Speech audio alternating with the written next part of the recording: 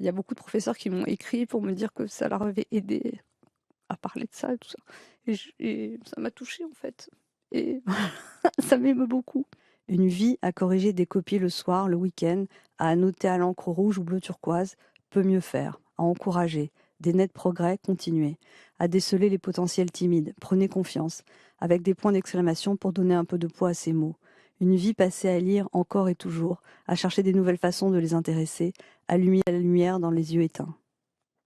Allumer la lumière dans les yeux éteints. Ces mots, ils ont été réconfortants pour beaucoup d'enseignants, vous en avez conscience? Moi, ça me fait pleurer. C'est vrai? Non, mais j'ai écrit ce texte parce que j'étais très émue par la mort de Dominique Bernard. Et en fait, je m'étais dit, je vais pas mettre un écran noir, je vais quand même écrire un petit texte.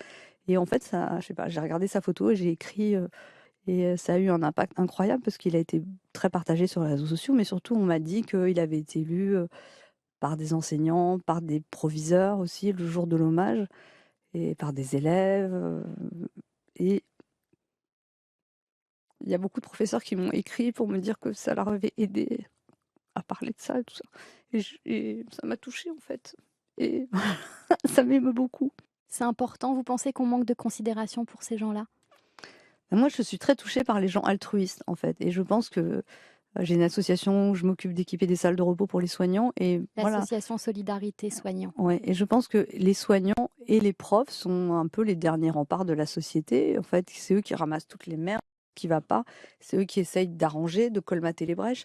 Et je pense que c'est spécialement difficile en ce moment où tout est tellement dur.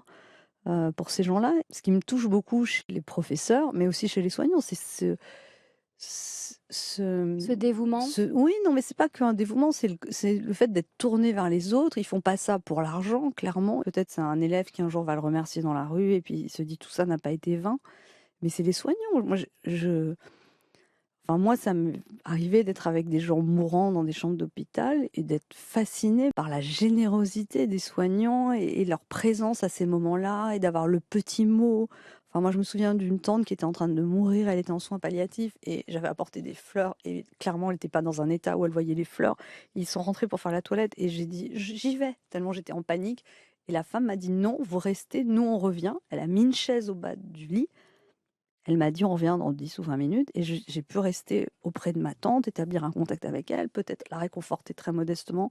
Elle est morte dans la nuit et franchement, il n'y aurait pas eu cette dame, je ne sais pas qui c'est. Je trouve ça tellement touchant, les gens qui font des choses sans attendre en retour. Et d'ailleurs, dans mon spectacle, j'ai un tout petit passage où je me moque, la différence de traitement entre les infirmières et les actrices de cinéma, parce que je trouve que les actrices de cinéma, on se prosterne, tout ça, et les infirmières, on leur demande jamais comment elles vont, alors que je dis pas du tout qu'une actrice de cinéma n'est pas essentielle, mais il y a un don de soi comme ça gratuit chez les infirmières, les aides-soignantes, toutes ces professions médicales qui vraiment moi me bouleversent quoi. Je donne aussi un autre exemple, c'est mon beau-père qui est en train de mourir, il a des tubes partout et tout, toute la famille autour de lui va mourir, on le sait, on est bouleversé et il y a une femme qui arrive, pour, je sais pas, pour changer une perf, elle dit: «Ah bah, va falloir arrêter de me draguer comme ça, monsieur», et cette petite phrase-là, à ce moment-là, mais c'était incroyable, ça a fait sourire tout le monde. Elle était pas obligée de faire ça et ça me touche beaucoup ça.